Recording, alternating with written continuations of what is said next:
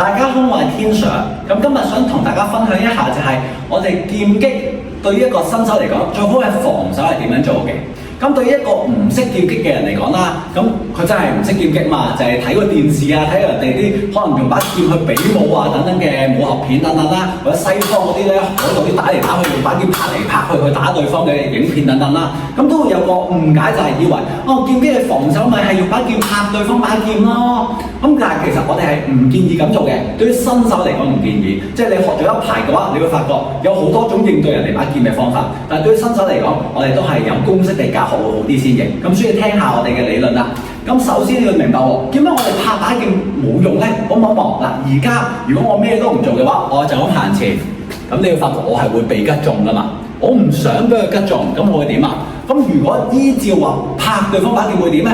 我拍完，你發覺都唔係相差1至2秒到嘅，我當5秒啱啱行上嚟用，你發覺我對方都係擊中我喎。嗱，我近啲啦，一拍行前，你睇下呢1至2秒都之間啊，佢都已經翻嚟擊中我啦。即係換言之，我拍佢嘅話，我賺取嘅時間好有限。即係我拍完佢要喺半秒之內擊中佢，好似好難喎。如果佢個反作用力再快啲嘅話，我咪得翻更加少時間。而家我已經係用一個死物去擺度，佢用翻佢反作用力擺翻過嚟。如果呢個係人，佢自己有嗰個控制能力，佢把劍會擺喺度更加快。咁所以我咪更加難去防守成功。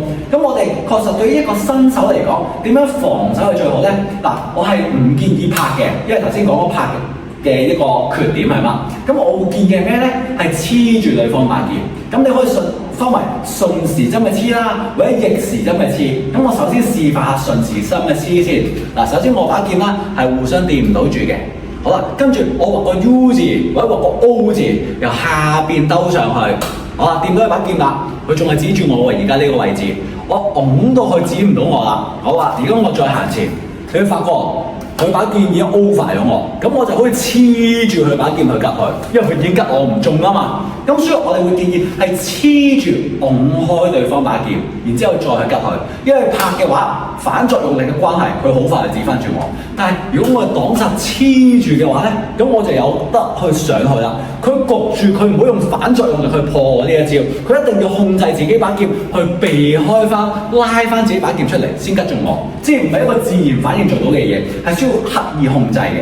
而如果我就咁拍嘅話咧，佢就算發緊夢，佢只要揸實把劍都可以拮翻中我。所以呢個就係黐住嘅防守同埋拍對方把劍嘅防守嘅分別。咁除咗順時針之外咧，你都可以逆時針嘅。頭先就係下邊去轉個圈擋上去啦。咁今次就係由上邊轉個圈卡實佢把劍黐實啦，行上去拮佢嘅。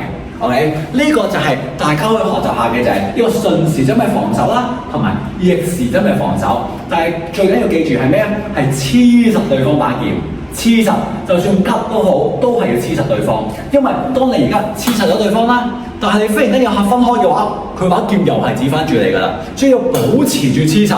保持黐實咁樣進攻佢，拮翻佢，咁你先會容易攞到分嘅。呢啲就係一啲俾新手嘅建議，就係黐住對方把劍嘅防守。當然到你去學咗一段時間啦，開始有多啲實戰經驗，你會發覺除咗黐住對方把劍，拍對方把劍嘅亦都真係得嘅。甚至有時唔拍對方把劍啦，避對方把劍都係一種選擇。但係呢啲已經算係一啲中高階啲嘅技巧，都係之後再去分享。咁今日你嘅教學嚟到呢度咧，又差唔多啦。如果有啲咩問題嘅話咧，你都可以留言話俾我聽㗎。我係天 Sir，我哋下次再見咯喎，拜拜。